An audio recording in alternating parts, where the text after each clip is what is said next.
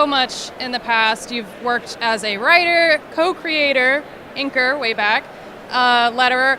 How has it been like balancing all of these talents and giving them to the comic industry?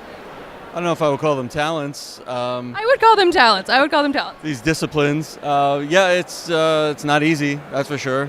But I have a strict schedule that I stick to, and which really helps. I'm very disciplined in my approach to freelancing, which I think is unusual for a freelancer. I have a strict daily schedule that I stick to, and I devote a certain amount of hours to lettering, a certain amount of hours to writing, and it means I'm working about 7 days a week because I'm doing so many different things, but that's okay because I have the best job in the world, so I can't really complain about it. When did you know that you wanted to work in the comics industry? I think back when I was about 12 years old, Todd McFarlane was my hero. Mine too. Yeah, I mean, everybody's. And just seeing how, I guess, he kind of transcended the work he was doing. You know, like that was the first comic book creator that I knew immediately I could identify just by looking at his work that it was him.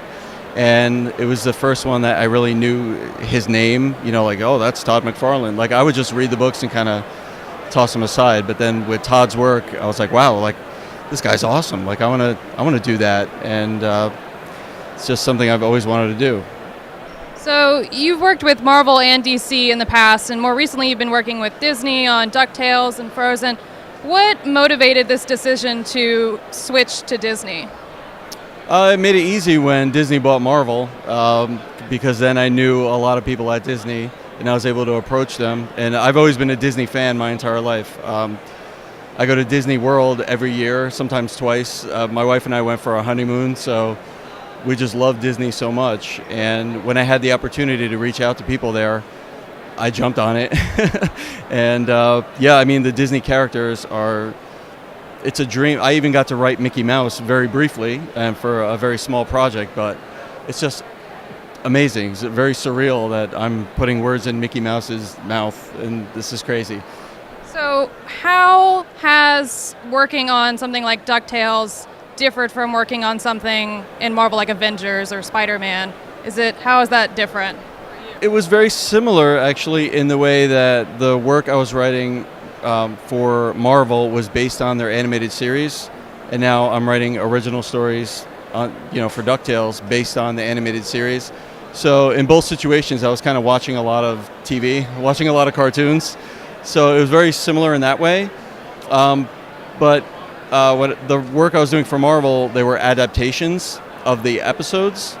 And the work I'm doing now for DuckTales in the comics is as kind of supplemental material to the animated series.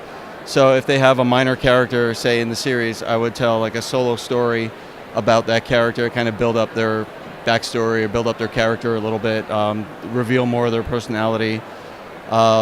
Whereas with the Avengers stuff, I was kind of just writing about the Avengers, not the supporting cast of the Avengers, but the Avengers themselves. And more of a complete adventure, whereas DuckTales is kind of like right now they're 10-page stories. We're expanding that later in the year to be, or next year actually, to be 20-page stories. But they're basically just one-act plays starring some of the side characters. So it's a different approach, but, like I said, I'm watching a lot of cartoons for reference. So when writing these DuckTales stories, what kind of audience do you have in mind? I mean, clearly for children, but do you have a larger audience in mind when you're writing some of it? I have me in mind.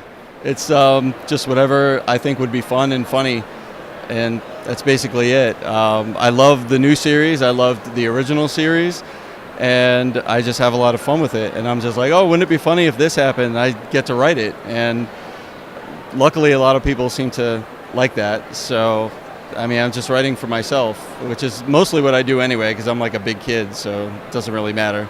And I have kids too, so I kind of know what my kids are reading, and sometimes I write things with my kids in mind, like, oh, they're going to like this, I'll show them when it's done. Do you ever ask them, would this be good in this setting? Yeah. And stuff?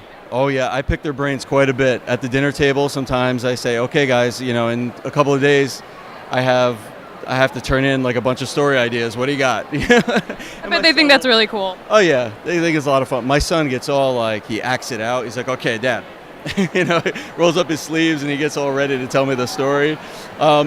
Most of it is unusable because their ideas really don't have much of a structure because they're just kids and they don't really know the structure of writing stories. But Have to do some translation. yeah, but you know what? Asking them for their ideas kind of gets the gears turning a little bit, where I get into their headspace of the kind of thing they want to see and what they think is funny and what they're into. So even though they're giving me ideas that I can't necessarily turn into stories, a lot of times their ideas lead me down a path where I'm thinking about things and it, one thing leads to another thing, and I eventually end up with a story. So it's always worth asking them anyway, and they have a lot of fun with it too. So going back to your lettering career, I think a lot of times people don't understand the importance of lettering in comic books. Can you kind of expand on why it's so important? Well, the obvious is that you have to read the letters to read the comic book. It's not, it's not just like a typewriter font like when you're reading a novel, and you actually have to follow the balloons through the page.